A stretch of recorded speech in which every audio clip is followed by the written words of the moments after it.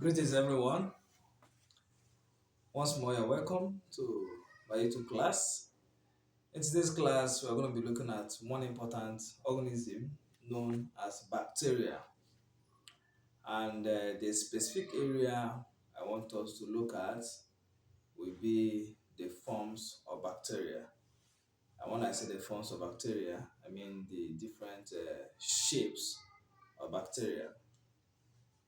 But before I talk about that, I want to say that bacteria are the smallest organism with the cellular machinery for self-replication. And not just that, they're the smallest organism with the cellular machinery for self-replication. This may sound erroneous because I know before now so many people know virus as the smallest organism, and it's not even a virus is not an organism. It's an agent, an infectious agent. So some people feel virus is the smallest infectious agent, and it is not even virus. The smallest agents, infectious agents, are the viruses and the prions. I don't want to go into that today. So when I say that bacteria are the smallest organism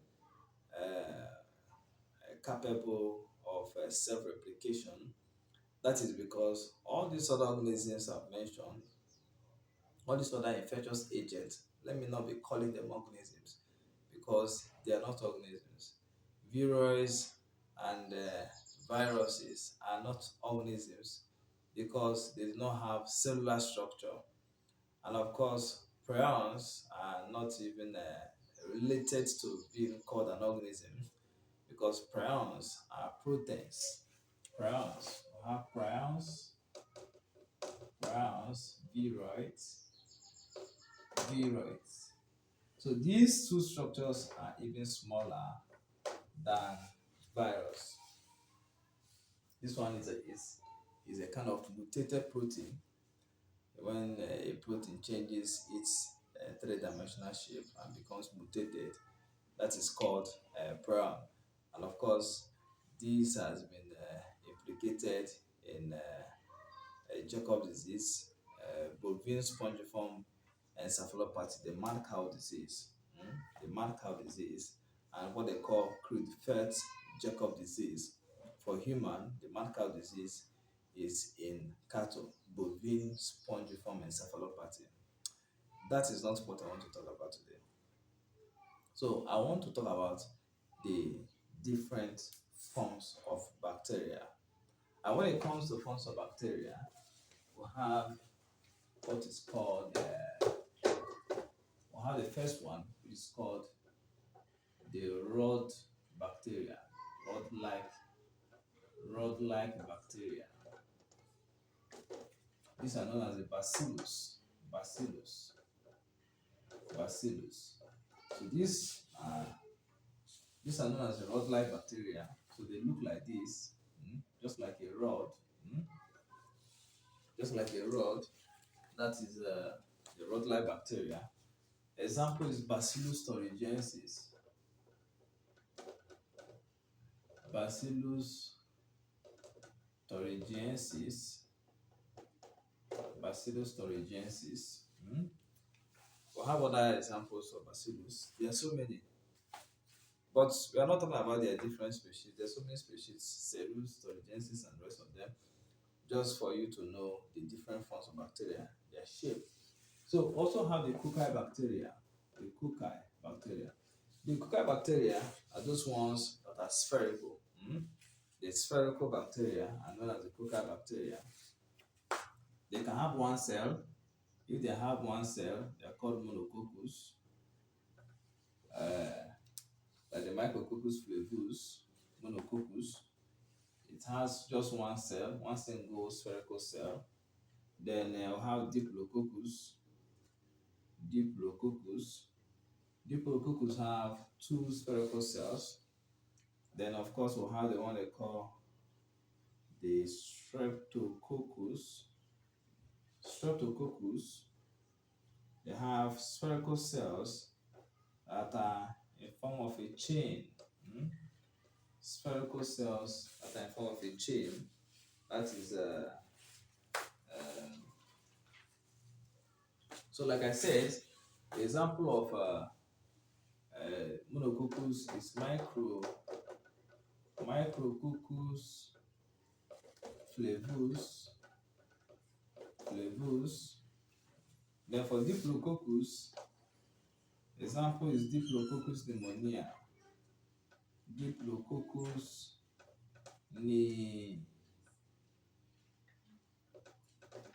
pneumonia. Then for streptococcus, example of streptococcus is the streptococcus faecalis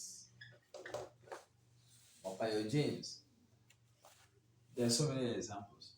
Don't forget, these ones appear in chains, in spherical form, but in chain. Then we'll have the one we call the staphylococcus. The staphylococcus. Staphylococcus. These ones appear in bunches or clusters. They appear in clusters. Clusters. Of course, we'll have staphylococcus S. Let me use S. We'll have S. Aureus. This is one of the examples. Then, of course, we also have a kind of bacteria that has a comma-like shape, comma-like shape, comma-like shape. This one's, oh, you can say that it looks like a new moon. A bacterium that looks like a new moon is known as vibrio cholerae. Vibrio cholerae. Then we have bacteria.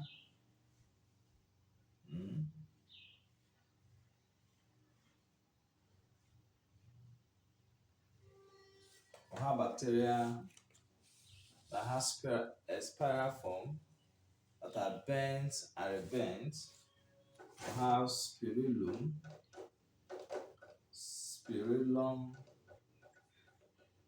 volutans as an example. We have the spirulum volutans as one example of a spiral bacteria. Spiral bacteria. They are bent and rebent. Then, of course, we also have the filamentous bacteria. They look like filaments. They are very tall or long. They are long and looks like a filament. This group of bacteria are called the Begioto alba. Begioto alba is a filamentous bacteria. Begioto alba. This is a filamentous bacterium. Begioto alba. This is a filamentous bacterium. Then I think we'll have another one. We'll have another one. They call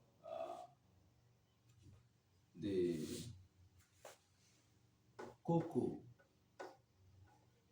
Coccobacillus. So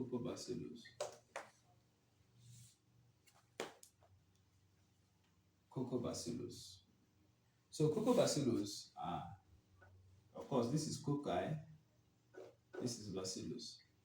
So these bacteria are usually short, and their shape is usually a combination of both the spherical and the coccus. So this is spherical, this coccus. You can have a bacteria that looks like this. This is not completely spherical, and it is also not completely bacillus. So, the example of Coccobacillus hemophilus, hemophilus influenza falls into this category, or Bordetella pertussis is also an example. The one that causes whooping cough is also an example. And I think that's okay. Fusiform bacteria also have fusiform bacteria. But let me just end it here. Maybe in subsequent classes, we will look at, continue, and also look at other important. There's an area of bacteria that I also want to talk about, and that is their a method of exchanging genetic material, such as transduction, transformation, and conjugation. We'll look at that in our next class. Once more, thank you for being part of this YouTube class. I cherish you a lot. Thank you for always coming around to learn, and I will advise and encourage you to share this video, or to encourage other students in other higher institutions, not just in Nigeria. The information we are dishing out from this YouTube class will help students, undergraduate students in biological courses, biochemistry, microbiology, biomedical courses all over the world. And we are still coming up with other more complex teachings, like method of energy generation in the mitochondrion, the glycolysis, the Krebs cycle, oxidative phosphorylation, and so on and so forth. So, I encourage other medical students to be part of this channel. It will help them a lot. Once more, thank you, and see you in my next class.